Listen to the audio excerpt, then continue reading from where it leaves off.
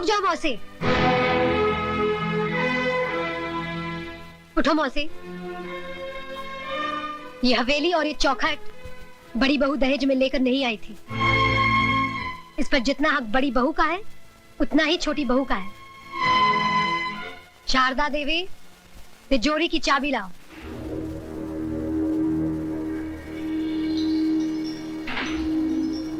चाबी लाओ बड़ी बहू।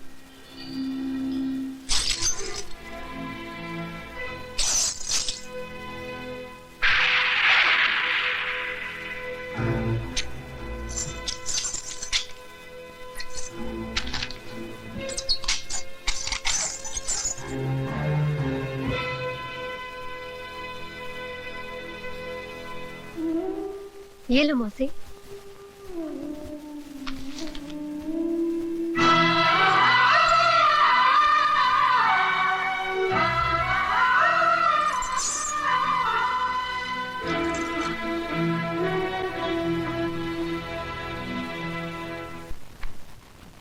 ये लड़की है कि फूलन देवी?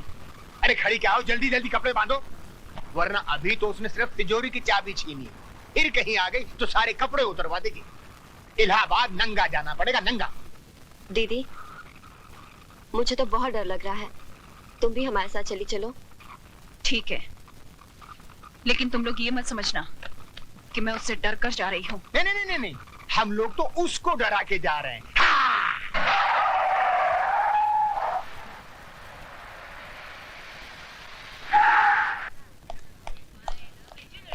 भाभी, ये अचानक क्या हो गया?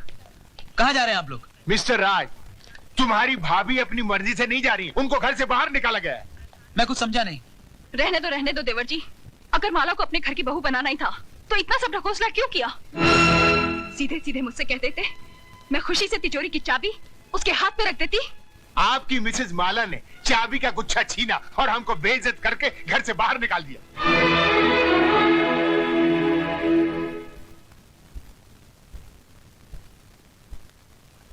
माला, माला! बदतमीज, क्या समझती है अपने आप को? हाँ? इस घर की मालकिन? बड़ों के मुंह लगती है? जान से मार दूंगा तुझे। क्या हो रहा है ये सब? बस करो। रुक जाइए रमेश भैया, आपको मेरी कसम जो बीच में आए। मैं जानती हूँ कि आपके दिल में मेरे लिए हमदर्दी है, लेकिन आज आप भी उन सब की तरह तमाशा देखिए जिनके दिलों की हसरत आज पूरी होगी। हाँ तो मिस्टर हस्बैंड, रुक क्यों गए? दिखाइए अपनी मर्दानगी और इस बेल्ट से लिख दीजिए मेरी पीठ पर कि मैं तुम्हारी पत्नी नहीं हूँ। लेकिन याद रखना, जितने भी जख्म दोगे हर जख्म से एक ही आवाज आएगी, जीते जी इस घर से कभी नहीं जाऊंगी। जाऊंगी तो मरने के बाद, वो भी तुम्हारे कंधे पर सवार होकर। तुम्हारी ये हसरत मैं अभी पूरी करता हूँ।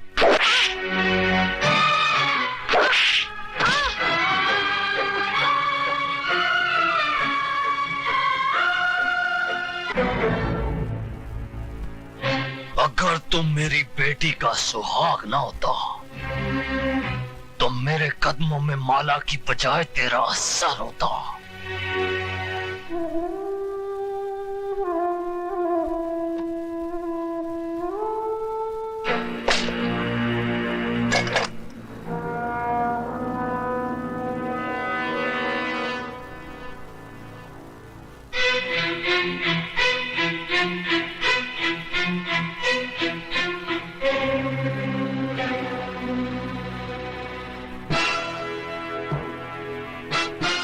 चला गोली, अगर तेरी माँ ने दूध पिलाया है तो चला गोली, चला गोली। मामा जी, आप? मर गया तेरा मामा। मामा जी, अगर डैडी को पता चला कि आपने मुझ पे हाथ उठाया है तो क्या कर लेगा तेरा बाप? नौकरी से निकाल देगा ना? निकाल दे नौकरी से।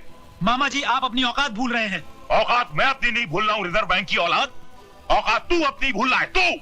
मामा, तुम सठिया गए हो। मैं अभी डैडी को फोन करता हूँ, वो तुम्हारी ऐसी खबर लेंगे। अरे तेरे बाप में अगर दम होता तो पीठ दिखाकर लंदन नहीं भागता। वो जानता था कि वो हार गया है। वो अपनी दौलत से हिंदुस्तान के कानून को नहीं खरीद पाया, इसलिए सर पर पैर रखकर यहां से रफू चक्कर हो गया। बहुत हो गया मामा जी। अगर अब आप 1 मिनट में इस हवेली से दफा नहीं हुए तो पुलिस को बुलाकर यहाँ से धक्के मारकर निकलवा दूंगी। तो फिर देर किस बात की है बहू? बुलाओ, पुलिस को बुलाओ। हम भी देखते हैं कि कौन इस हवेली के बाहर जाता है और कौन जेल के अंदर। ये जख्म देखते ही तुम्हारे हाथ में ये जो सोने के कड़े हैं ना, ये लोहे के कड़े हो जाएंगे। माला की तरफ से गवाही मैं दूंगा कि हमारी बड़ी बहू ने अपनी छोटी बहन का टाका फिट करने के लिए अपने भाई के साथ मिलकर साजिश की और आज को उकसाया कि वो माला को अपनी जिंदगी से उठाकर बाहर फेंक दे। माय डियर सिस्टर, मैं इलाहाबाद चलता हूँ, बाबूजी वहाँ अकेले हैं। भैया मैं भी तुम्हारे साथ चलती हूँ। हाँ, बेटर बेटर। देखा राज, जब जहाज डूबने लगता है तो सबसे पहले उसे चूहे छोड़कर भागते हैं। अरे पगले, इतनी प्यारी गुड़िया तेरी जिंदगी बनकर आई और तू इससे ठोकर मार रहा है। आओ बेटी।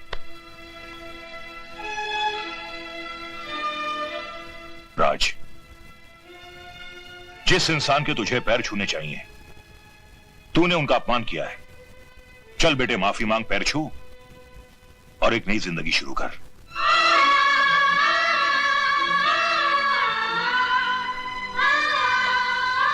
मुझे माफ कर दीजिए। ऐसा अनर्थ मत कर बेटा, मैंने तो कन्यादान किया है। तू मेरे पैर छुएगा तो मैं तो सीधा ही नरक में चला जाऊंगा। देखा बेटे, इसे कहते हैं महान आत्मा। तूने इनकी बेटी पर इतने जुल्म ढाए और इन्होंने तुझे एक पल में माफ कर दिया।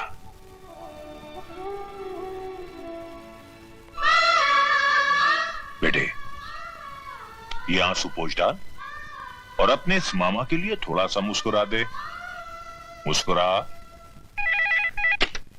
Hello, Rai Bahadur here. जीजा जी, आपने बिल्कुल सही वक्त पर मुझे यहां भेज दिया। अगर जरा सी भी देर हो जाती तो यहां महाभारत का आखिरी एपिसोड हो गया होता। साले साहब, क्यों पहेलियां बुझवा रहे हो? कहावत है कि बगैर उंगली टेढ़ी किए घी नहीं निकलता। मैंने स्टाइल बदल दिया है, उंगली सीधी कर दी है। अब घी सीधी उंगली से ही निकलेगा। साफ साफ बात करो। राज और माला हनीमून मनाने हिल स्टेशन जा रहे हैं। पहाड़ की ऊंचाई से बेचारी का पैर भी तो फिसल सकता है। मामा जी, आपका यह नया नाटक मेरी समझ में नहीं आया। ससुर के पैर छुओ, माला को अपना लो, औरत को खिलौना मत समझो। भांजे, कल अगर मैं ये नाटक नहीं करता तो या तो ज्ञानी की तलवार तुम्हारी गर्दन उड़ा देती या तुम्हारी बंदूक की गोली ज्ञानी के सीने के पार होती, और दोनों ही सूरतों में माला घर से बाहर नहीं निकलती। लेकिन अब माला घर से तो क्या, इस दुनिया से ही बाहर निकल जाएगी। वो कैसे?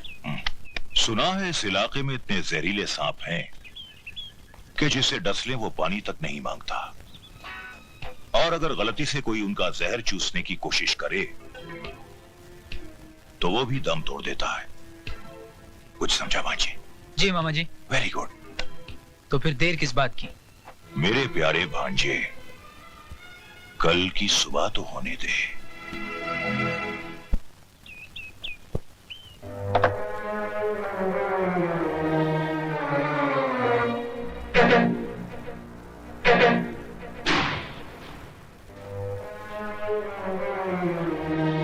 Very good. बस भांजे बस, 2 मिनट में खेल खत्म।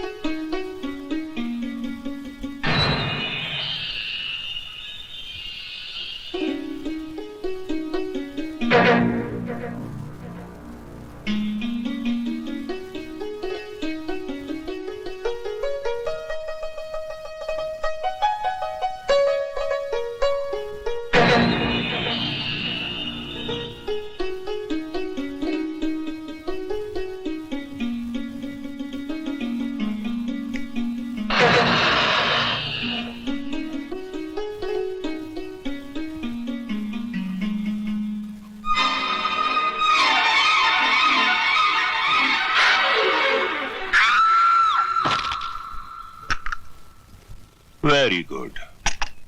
भांजे, माला की आखिरी चीख तुम्हारी आजादी का ऐलान है। जाओ भांजे जाओ, अपनी कानूनी बीवी के आखिरी दर्शन कर लो।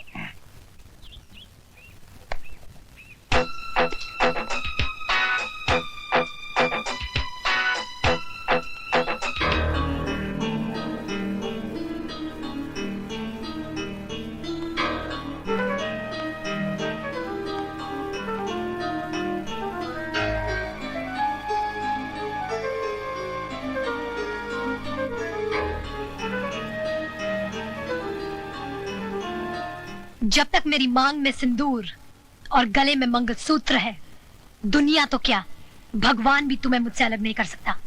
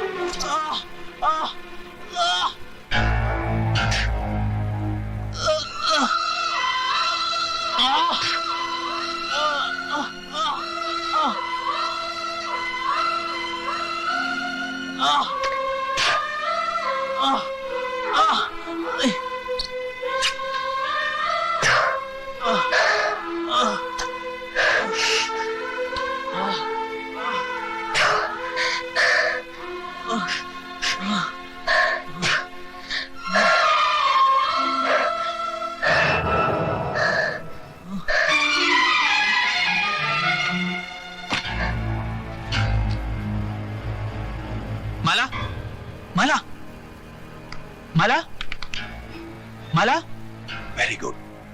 माला, माला। भांजे क्या बेवकूफी कर रहा है, मर जाने दे इसे।